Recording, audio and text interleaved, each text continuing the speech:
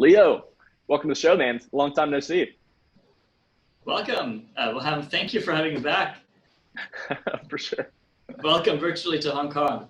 Yeah, man. I'm ready to get back. I'm missing it over there. And going to be missing the weather here as winter starts over here for sure. Yeah, we're going to have a very nice winter. The winter of the decade, I hear. I'm jealous. Yeah, but, bright skies, factory's still closed. Yeah. So we're very familiar with you at Bitcoin Magazine, obviously, but for those who don't quite know you yet, can you give kind of just a brief intro of yourself and what you're doing in the space now? We're a group of people who started the Bitcoin meetup in 2012 that I've been organizing since about 2012. We quickly morphed into a group of people who are very serious about Bitcoin in Hong Kong. We believe that there's a very bright future both for Bitcoin and specifically for Bitcoin in Hong Kong. In 2014, we decided that things are moving so rapidly, Bitcoin is developing so quickly, and finding its first adopters in Hong Kong, finding feedback from the government, from regulators, finding also a lot of attention, pushback from banks, that we formed the Bitcoin Association of Hong Kong as a more organized group of people who would inform the public, who would educate, like all these, what we all call stakeholders, who would respond to queries, mainly from the media and from regulators and from other industry associations. And over 2015, 16, 17, 18, the community and the association have only grown. It's been, of course, a little bit of an up and down, as you can, as it always happens in crypto.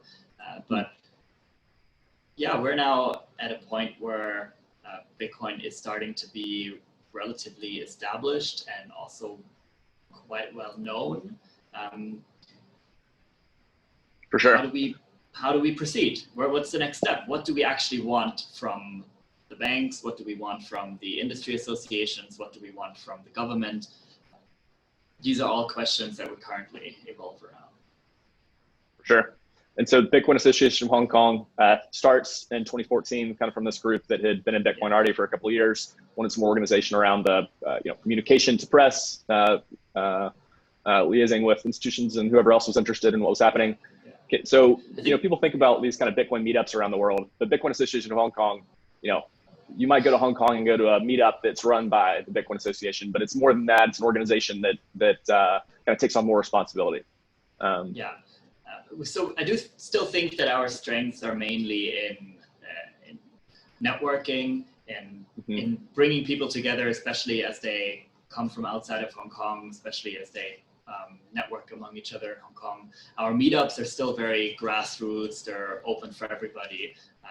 We have people from all walks of life asking us all kinds of questions, as well as people who've been long-time Bitcoiners and people who are interested in the tech, interested in trading, interested in investing, interested in politics. We do also have member meetups. Currently everything is virtual, but we've had a few in-person meetups this year. Hope to be able to go back to that in October. These member meetups are a bit more focused. They often have a specific agenda. They have special guests.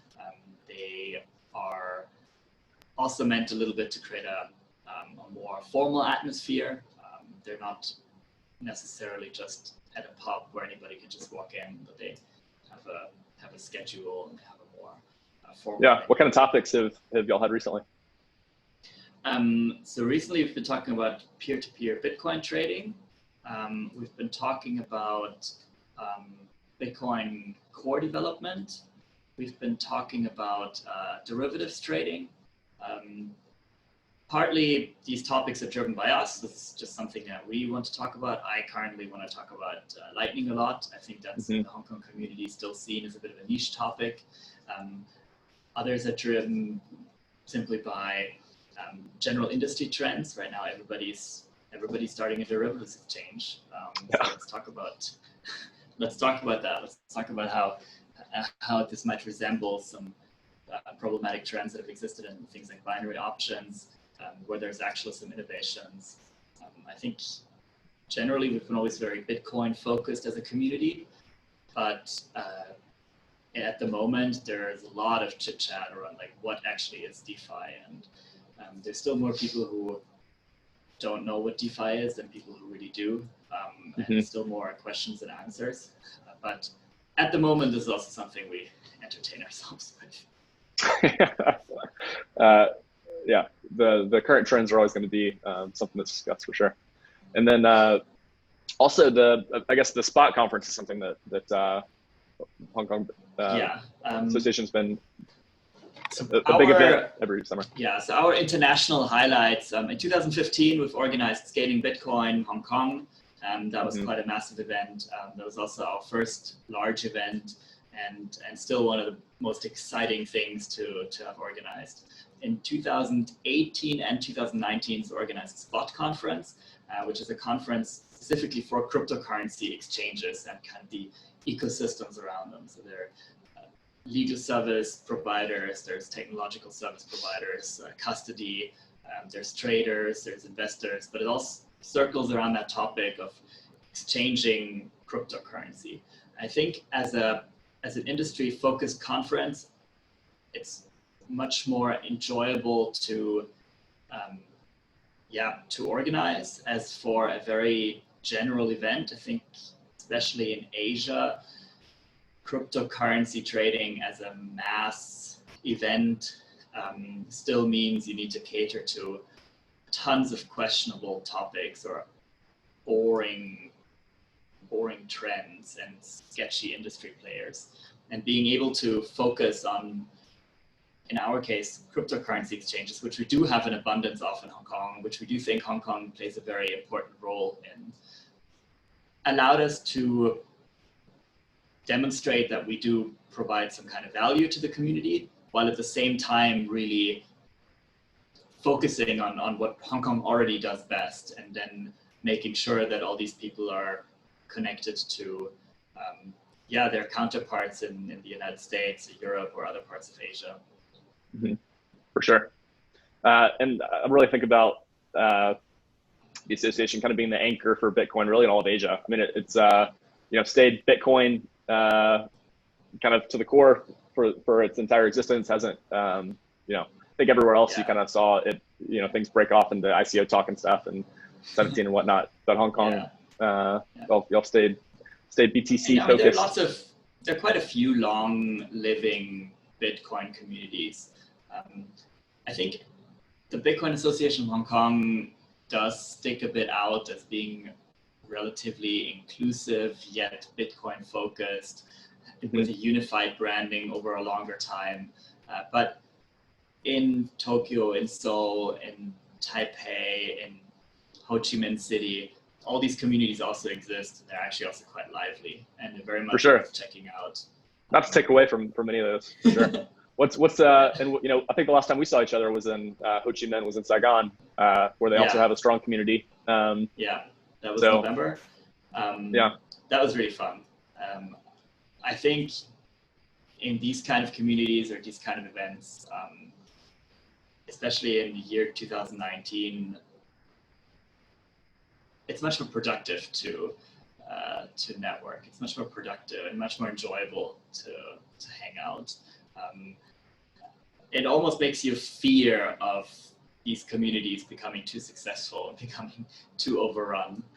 Because, these events still feel like our early meetups of small groups of focused and very smart people who all spread into the world to build something great. Yeah, there's as it gets bigger and more established, there's gonna be nostalgia for those times, but you're always gonna be able to find it with kind of the network of people still around too. And so the thing that has gotten a lot of, really international attention in the past week are some ads that have spun out from it's the brainchild of y'all. Maybe just give us the kind of genesis of these ads, just kind of brief overview of like what they are first, and how they came to be, why now, that sort of thing. We've been talking for a while about how can we promote Bitcoin, or how much should we promote Bitcoin, and who should be the one promoting Bitcoin. There's actually not a very, there's no strict conclusion about this. Like, we're very impressed with the positive responses we get, but we are aware that some people say, no, it's Bitcoin, it doesn't need an advertising campaign, or who even take pride in saying, you know, like, Bitcoin doesn't need ads. Bitcoin gets to where it is now without Super Bowl ads. And yet we feel that, especially right now, Bitcoin actually is doing really well, and it's not exactly getting the kind of spot in public conversation that it deserves to be, because it is a very important puzzle piece to what's happening in the world, especially in the financial markets, especially economically in 2020. And so we felt maybe it is time to give that a nudge a little bit, to create something that gets a lot of eyeballs, to create something that's memorable, to create something that we can later always easily point at, something that, has like a permanent, creates a permanent record of something that the community has done. And ideally we can, around that, raise a couple of questions that we want to talk about. Like, we do want to talk about inflation. We do want to talk about the risk of money printing. We do want to talk about the how the stock market is doing, and this we do want to talk about banks. And it all came together into a campaign that is trying to be tame, in the sense that it's not meant to offend anybody, and yet the people who it's addressing know exactly that they're being addressed. So partly that's being done through key locations.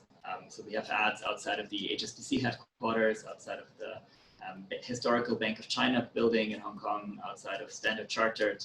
Some of these ads run alongside ads for HSBC or other banks.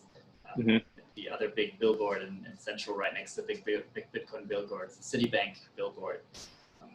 So that is, of course, intentional, and that's also symbolic, but it's not meant to be a finger pointed at the bank. It's just saying, hey, there's an alternative too. Yeah, not necessarily antagonistic, just bringing kind of Bitcoin's purpose back into the consciousness in a bigger way. Yeah. And so these ads, they're on billboards, they're on buses, they're on bus. They're mainly on trams facades. And billboards.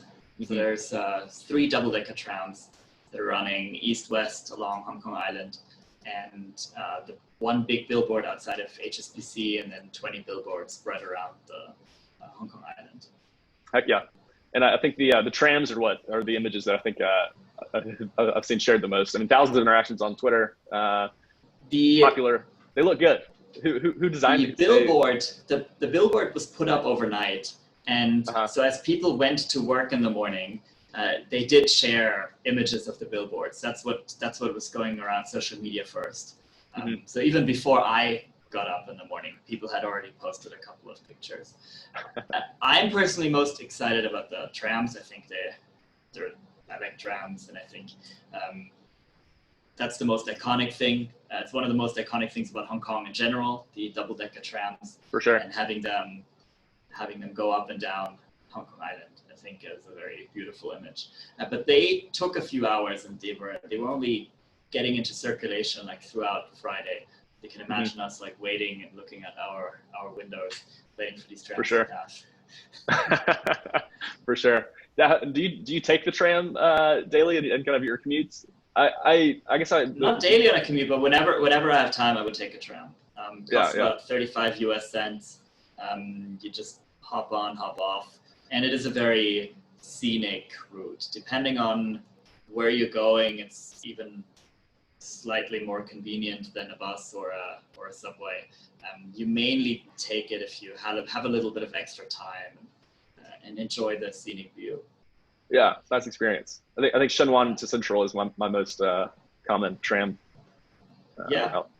But you should take it all the way to the end. I haven't done it. If you see the Bitcoin tram, you should not get into the Bitcoin tram, but get into the one after that. So you get to follow the Bitcoin tram around. Yeah. So, and there are kind of a couple of parts of these ads. You have a quote, a selection of quotes spread between the locations, a hashtag. They're all orange. Bitcoin is kind of the biggest thing that you see too. Yeah. Talk about the selection of the quotes, kind of some of the themes that you wanted to get across. I think they're all, all very carefully chosen, I think, and all relevant. Yeah, so we did want to talk about Bitcoin as a new type of money. And we wanted to pin that a little bit against the US dollar, which in Hong Kong has like a very strong relevance. The Hong Kong dollar is fixed peg to the US dollar. It's the longest running peg. It's the most solid peg.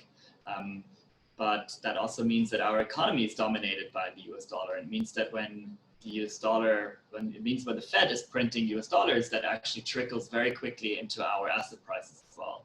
So over the last 10 years, we've seen asset prices increasing massively in Hong Kong, and also much to the harm of the local economy as more and more shops, as the central business model of the city becomes owning property.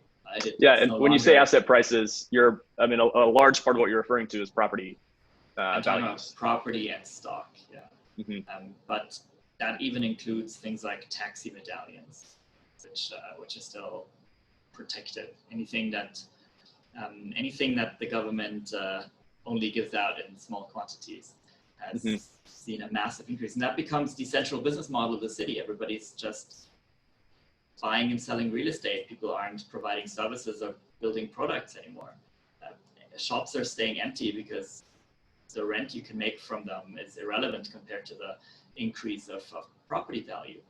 Entire streets aren't being redeveloped. Often entire housing blocks aren't being rented out or aren't sold because some big hedge fund buys the entire block and chooses to just sit on it for a few years. And with borrowed money, it's a foolproof return. And so we want to talk about these things. Meaning we group a couple of our quotes and facts together into a theme for digital gold. Let's talk like that. I think nobody has to live inside of a Bitcoin. That makes Bitcoin a much more ethical investment than real estate. But eventually, people also only buy real estate because of its scarcity. People often say, "Sure, but you can live in the apartment that you buy, but you can live in a lot of things, right? You can live in a shipping container, you can live in a car. We don't buy these things because we can eventually live in them. We buy the apartment because the government somewhat guarantees us that this piece of paper is limited edition. So if you had a big building block that collapsed or that gets torn down, the value of these pieces of paper barely goes down because you can still trade that right that the government gives you to build an apartment block. If what we were investing is saying that we're investing in real estate because you can eventually live in it is a bit like saying we're investing in gold because you can wear it as jewelry. It might be factually true, but we don't invest in a lot of other stuff that would make much nicer jewelry. The other group of quotes that we have involve more about the prospects of Bitcoin as a technology. Bitcoin as an inclusive technology, be your own bank, but also Bitcoin as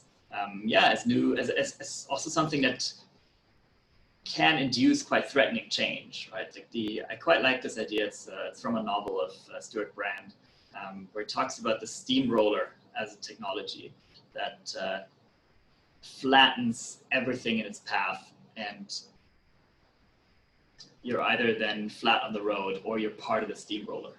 You're either the other imagery is a bit of snowball effect, right?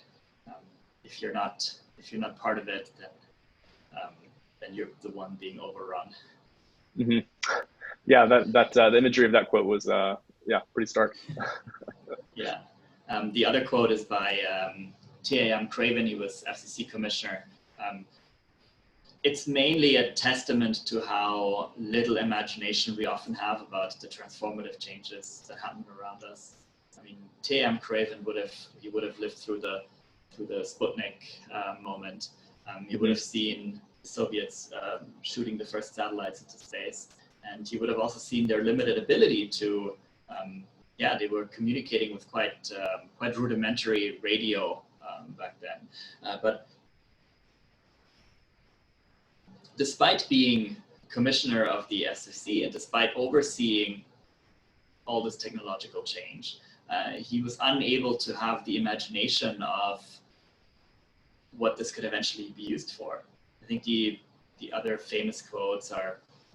And the quote from the FCC commissioner was, "There's practically no chance that space satellites would be used to improve phone, telegraph, TV, and radio service." So, even from the things that he picks out to say that won't be improved, you see how, much things have developed since then and how satellites are, integral to take us past those things. History is full of these examples, right? People didn't believe that the internet would be able to stream movies. People didn't believe that there would be a demand for more than a couple of home computers.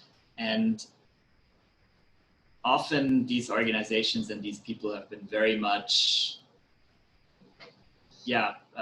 being rolled over by new technology. This is also often this is called institutional blindness, which is a term I quite like, that often as an institution, a government or a regulatory body or a company is unable to react to certain changes that the individuals in that company are seeing. And so I'm curious how this is going to play out over the next weeks and months, because we very much do expect that the individuals who see these advertisements in the morning are able to foresee, or are at least able to imagine what potential Bitcoin might bring or what benefits Bitcoin might bring to themselves.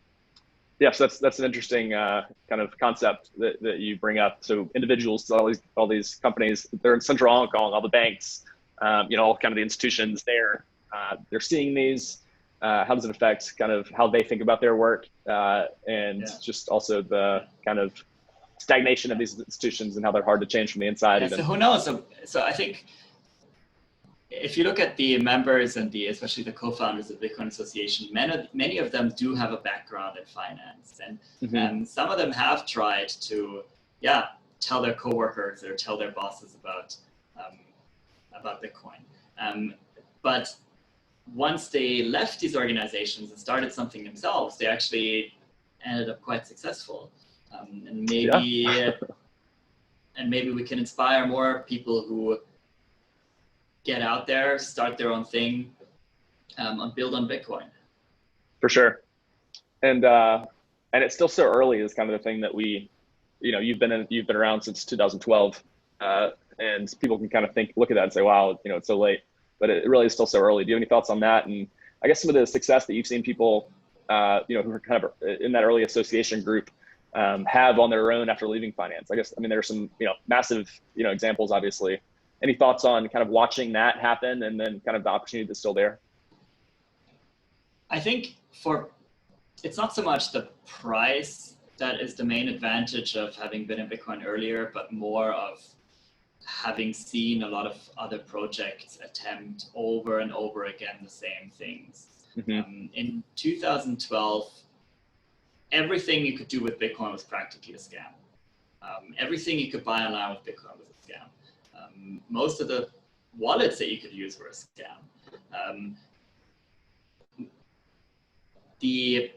This created like a very strong distrust, right? Like Bitcoiners from that time, they think everybody's just out there to take their Bitcoin and run away with them. But that also created like a learning environment in which things were looked at very, very critically. And over the years, I think there have been a lot of projects. There are a lot of things you can do with Bitcoins that are not scams. And yet, when people today get into Bitcoin, they don't have this historical knowledge of all the things that have been poorly attempted and of all the big promises that never worked out. Seeing the coin market cap just wildly fluctuate from year to year. I think if I got into Bitcoin today, I would probably also very quickly turn to like shitcoinery. I'd probably also very quickly try to diversify my portfolio and believe in a lot of these outrageous promises that are being made to investors. And I probably it's enticing, lose everything today. That's really like a gift that we were given 5 to 8 years ago, that people no longer get today. And that's a bit of a shame, and we're trying to figure out how we can address this better. But it's also true that nowadays people no longer learn about Bitcoin first. They no longer go to the Bitcoin meetup first and then hear about all the other stuff that is going on. So it's no longer easy to tell people, hey, don't invest too much. Always keep your own custody. Beware of investment schemes. The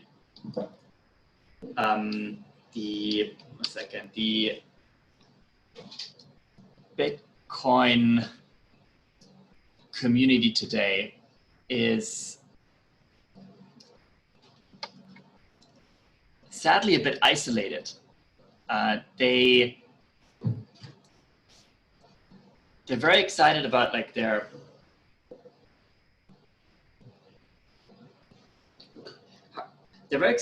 little use case that they might have discussed for themselves, but they kind of stopped dreaming.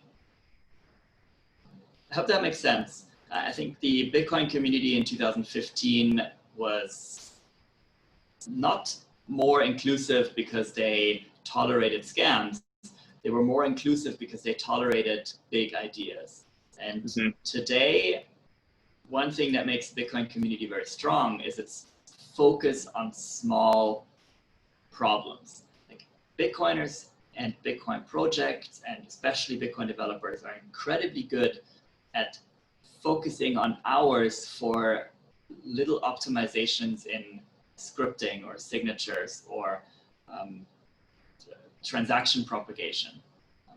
But we've lost a bit our ability to dream big and to think about how could Bitcoin really change the world.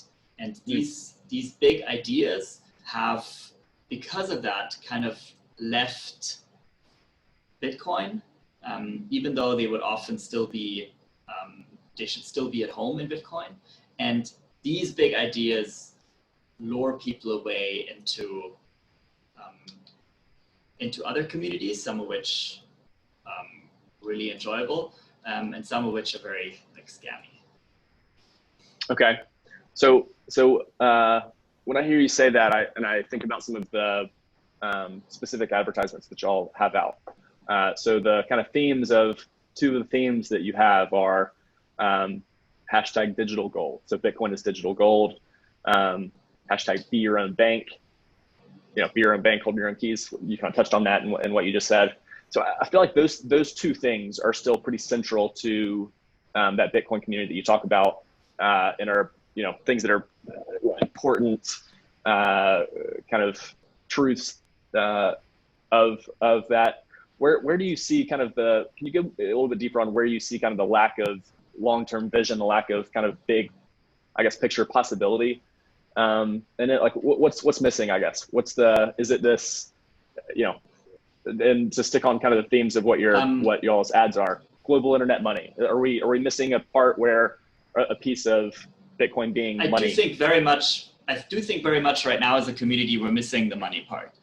We are very strong on the digital gold part. We have really internalized the arguments of what makes Bitcoin a better alternative to gold, especially because it aligns with our philosophies of self-verification, of self-custody, of running your own node, because that's where Bitcoin's advantages are very easy to explain, right? Especially if you compare to gold. Let's imagine you meet a stranger to buy gold. How do you verify if that gold really is exactly as heavy as they say they are and isn't like watered down, or really is gold? And with gold, that's quite difficult, which is why we don't have like a functional peer-to-peer market. We rely on stamps, and we rely on holograms, and we rely on chips to verify through third parties that this gold is real. And with Bitcoin, it's very easy to explain, hey, you have a smartphone, and that smartphone can make that decision for you, can make cryptographically verify that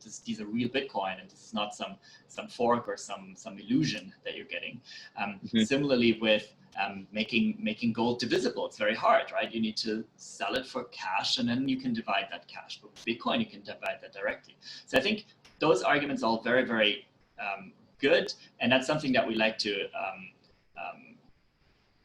highlight. But if I could focus on something, then this is that this Bitcoin really has the opportunity to become money.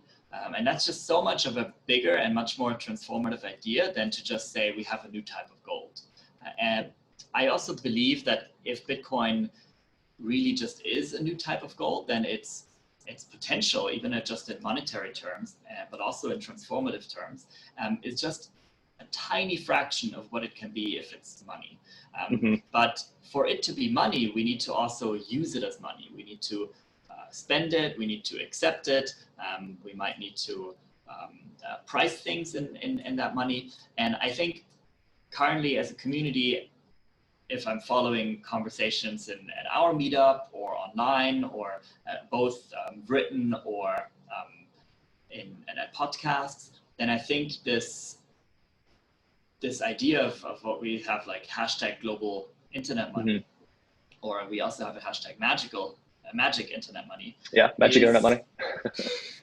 is a bit underrepresented, and I think it's incredibly important. I think Bitcoin in the long run really only has a chance if it establishes itself as money. It doesn't need to establish itself as money for everybody. It can be the currency of the internet, or it can be the currency of, even if it's just the currency of the cypherpunks, then that's probably still okay.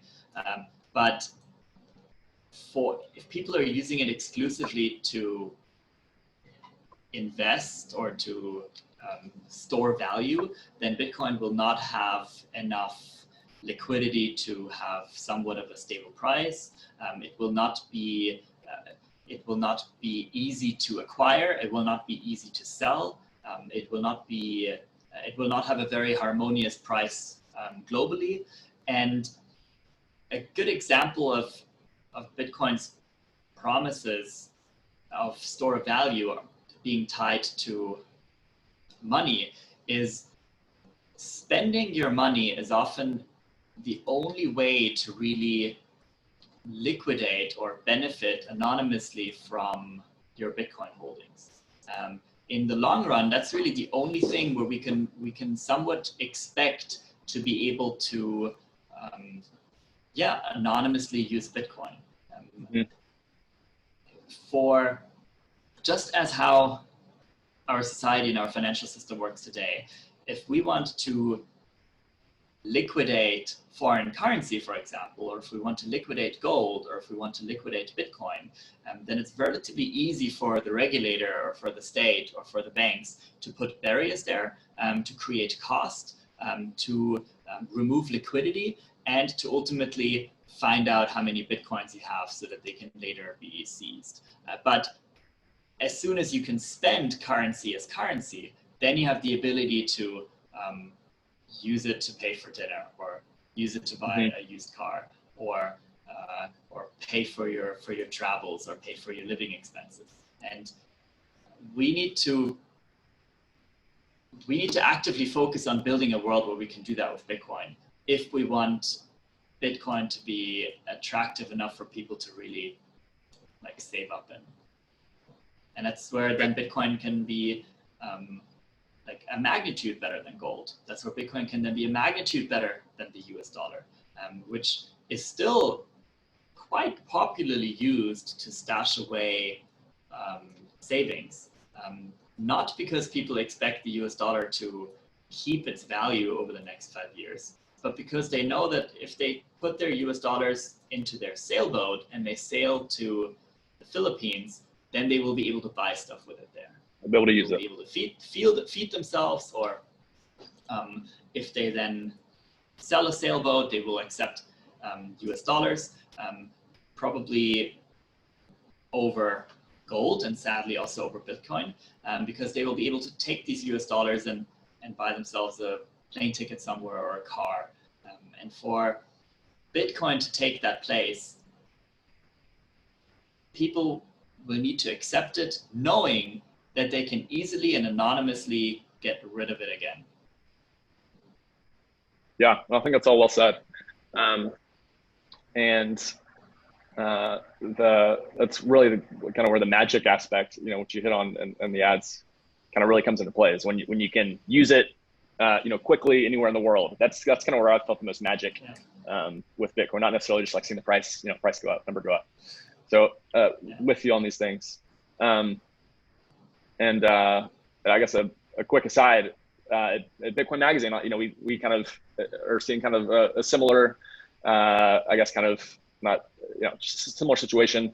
And we're kind of making a push for kind of that hyper Bitcoinization world and kind of the Bitcoin circular economy with Bitcoin Black Friday this year, which I think Bitcoin Association of Hong Kong will have some things at, including a model train car with these ads on that you can get. So not too much of a plug there, but I think it's an interesting interesting aside. Spend your Bitcoin, people. Don't be afraid to spend your Bitcoin. Just always remember to buy them back. I think it's a great contribution to the Bitcoin community to take a portion of your salary, put that into Bitcoin, and then spend a portion of these Bitcoin. You can still make sure for yourself that every month you have more sats than you had the month before.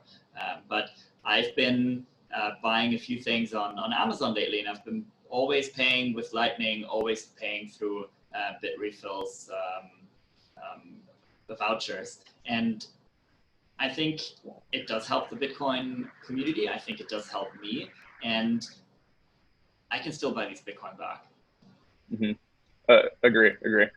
And Lightning, I guess, is kind of another magic aspect when you first use it of what Bitcoin can be. Yeah, absolutely. Can you talk at all about I don't know, something that you're excited about, kind of Lightning's kind of space in the mind of Hong Kong Bitcoiners? What are you seeing there? Maybe it's not all good. Our next virtual meetup. So Hong Kong is currently easing its first real lockdown. We expect to have meetups again in 3 weeks. But next week we have a virtual meetup, which, if it fits your time zone, people are welcome to join all over the world. Cool. And we'll be joining with a couple of other Asian communities for Mint Gox, which is they're a game developing studio, and they've been building a couple of games that are fun to play with Lightning. I personally do have quite some hope that Lightning brings the arcade back. If you're old enough to remember these game arcades that existed in the 80s, that are currently disappearing in Hong Kong. I think COVID-19 puts a death knell into all these remaining gaming arcades that still exist. But a place where it's not just the 80s. How long have you been in Hong Kong? Well, in Hong Kong, they're still around, right? So in Hong Kong, I can still get a bit of that old school. I mean, in Hong Kong, I think in Japan, they still make a couple of new machines. The kind of games that they make now are a lot more about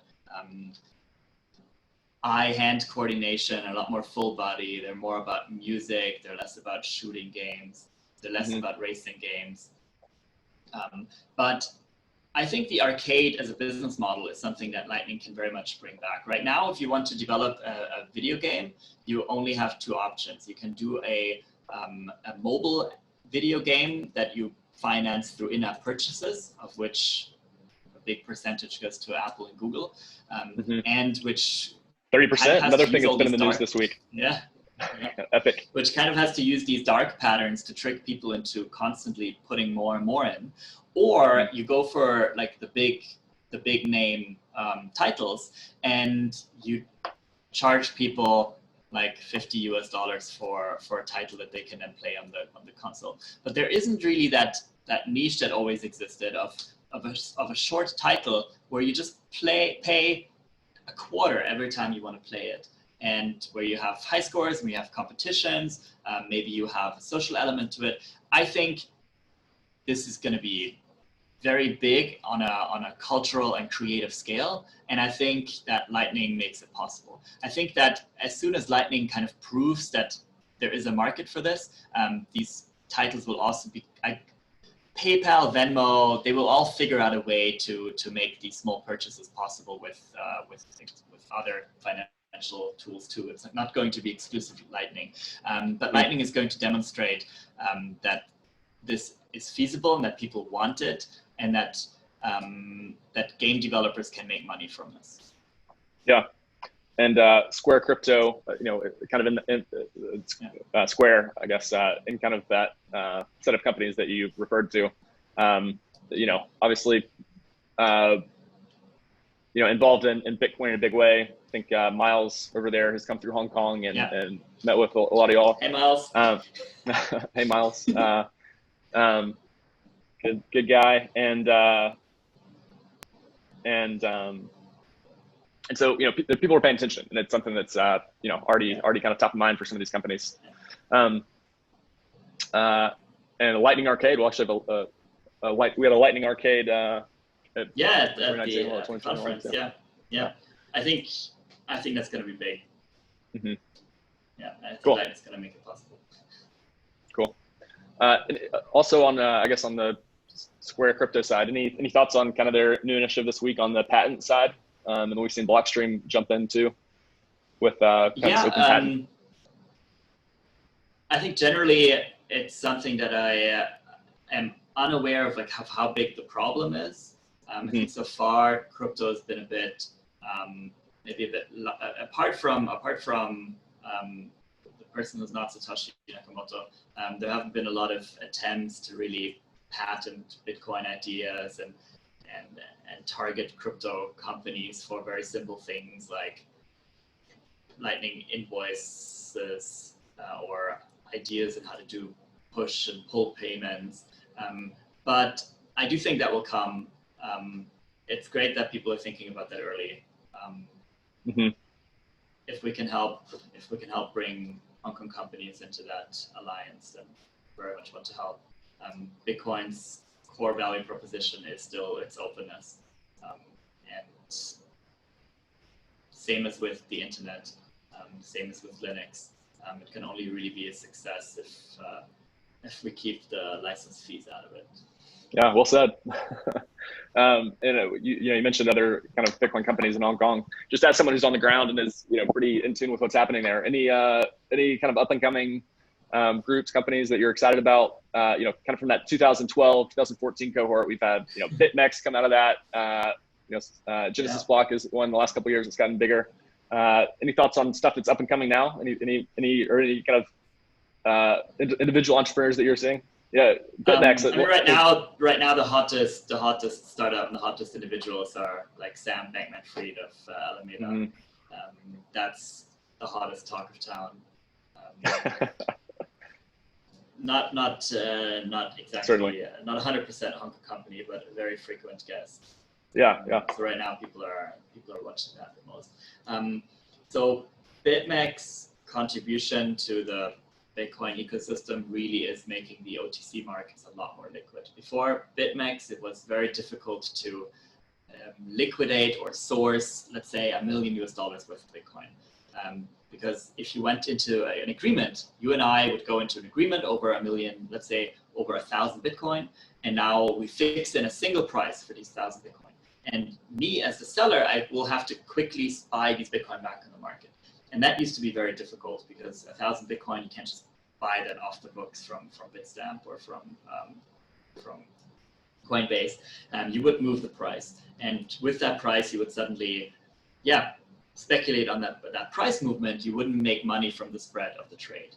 But with BitMEX, you would suddenly be able to easily get $1 million, not worth of Bitcoin, but worth of price exposure in Bitcoin on the market. And then you have all day or all week to get these 1,000 Bitcoin back in the market. That's a huge contribution. Like without, we often forget that without BitMEX, we wouldn't have such a liquid OTC market. And with such a liquid OTC market, we wouldn't be able to use Bitcoin for intercontinental commerce, which isn't exactly the #1 mainstream use case right now, but it's definitely happening. Without that, we wouldn't have the ability to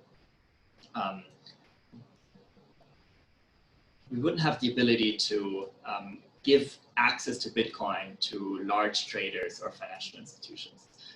And now people come up with new ideas and how to make that even more liquid. And so some of these ideas are OTC derivatives. What if I can not only give you 1,000 Bitcoin right now, but I can easily at a single price give you the price exposure to 1,000 Bitcoin. And these things, coupled with an easy user interface, might at first be used largely for gambling-like scenarios. But as we are raising money for the Bitcoin Tram, we also very much have the trouble of how do we now lock in our price exposure. And of course, the Bitcoin Tram luckily doesn't cost $1 million. But if we now really want to do something, if we're now really an organization that wants to use Bitcoin for a large trade, we need something easy to use and liquid with which we can protect ourselves. And even though these organizations often look like gambling, there are enough real-world use cases that are or will make use of these tools that we have to be really thankful for almost. That's what makes it easy to source. I mean, there are quite a few people who are, especially if you have two developing markets, you often have massive financial difficulties, like banking difficulties.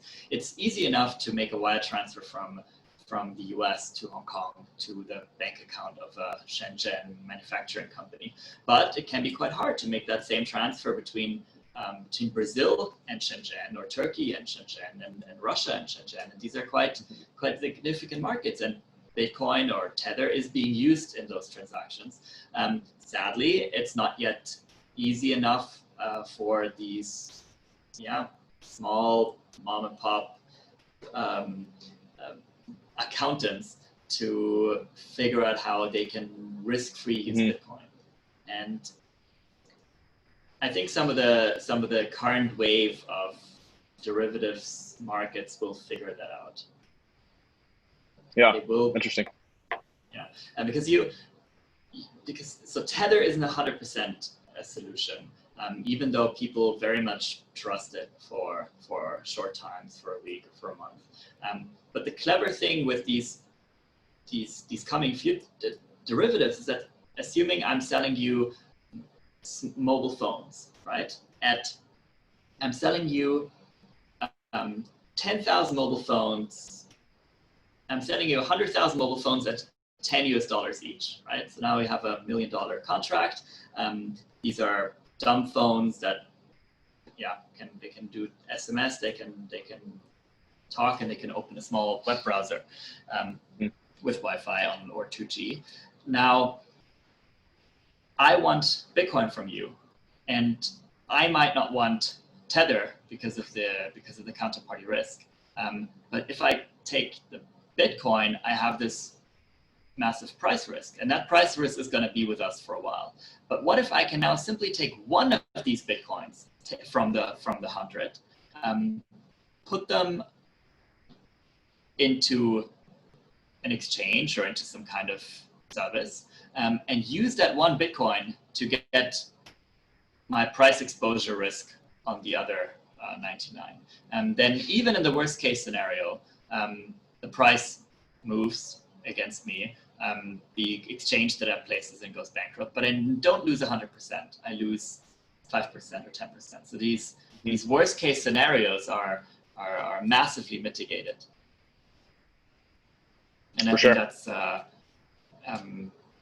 compared to the kind of risk that these traders are taking on currently, where the money goes between 3 different intermediaries, everything goes through the Fed, everything goes through HSBC in Hong Kong, and none of these companies have like all the proper licenses and all the proper papers in order. You know, like what 90% of world commas look like, and so then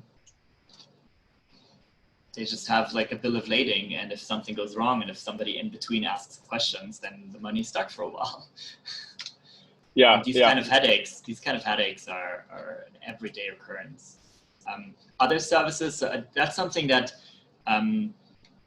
in Hong Kong people have tried or are trying. It's not something that has yet really reached a lot of traction, is to figure out how to effectively do Bitcoin escrow as a service.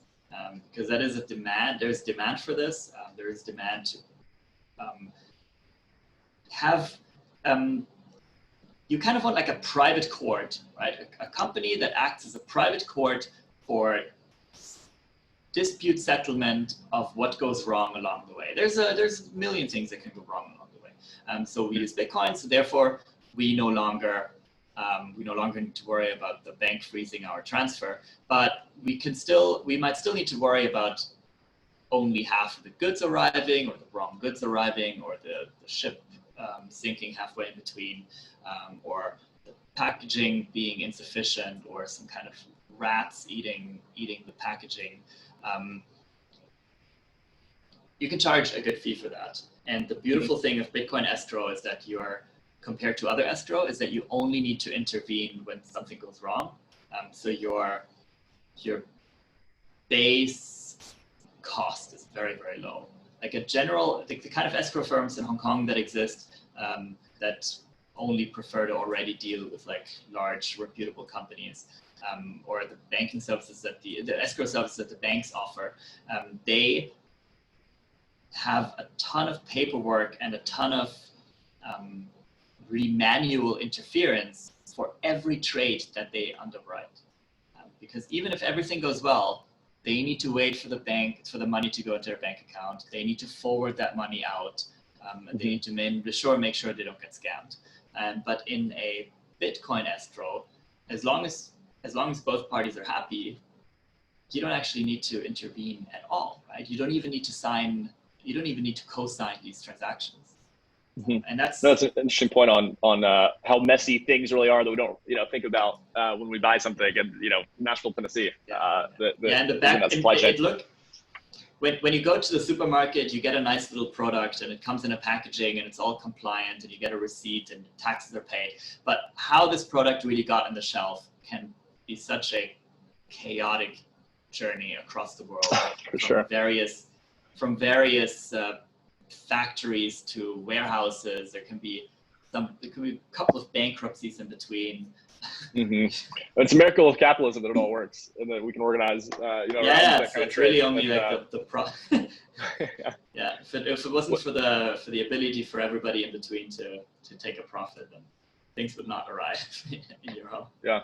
So that kind of brings something else that got some attention this week, and discrete log contracts. I think were covered in some different ways. DLCs on Bitcoin, kind of these smart contract escrow type functions. Any thoughts on that as kind of a simple solution to this, or you're talking about kind of companies being built for this purpose? So the kind of technological progress that I see is mainly going to be interesting for like networks like the Lightning Network. That's super exciting. It's very hard to foresee. I think for a lot of the services that have yet to be built, these services ultimately rely on human problems. on human problems of trust and human problems of just being able to define between you and me what a model tram is.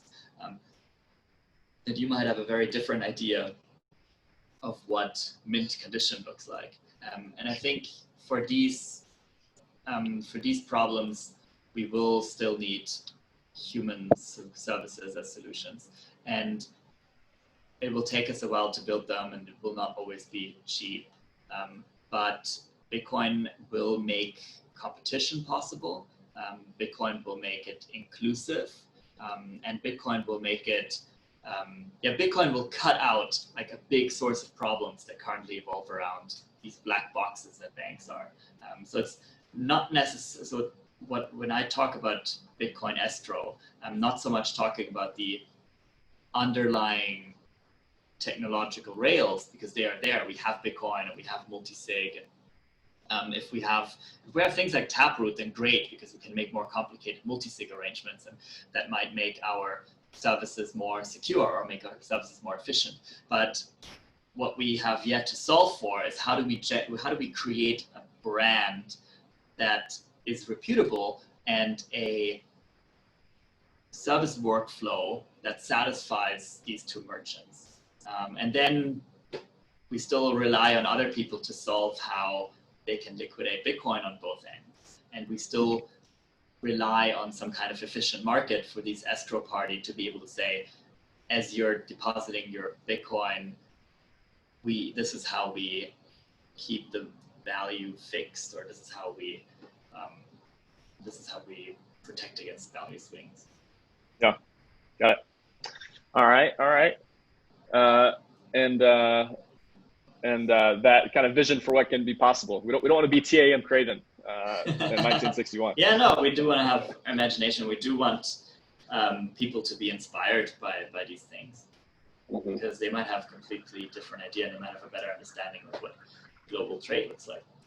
100%.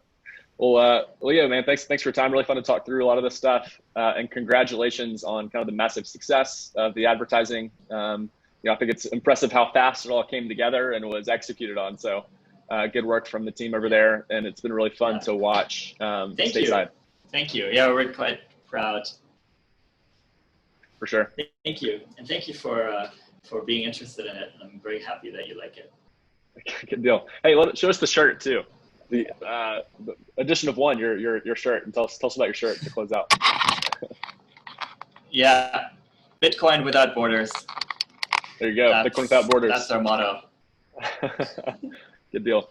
And actually, to close out, we usually do one kind of a fun thing to close out. Just one recommendation. Can be food, culture, book, movie, museum, anything, but Hong Kong focused for people who maybe haven't done everything in Hong Kong yet, or have yet to visit.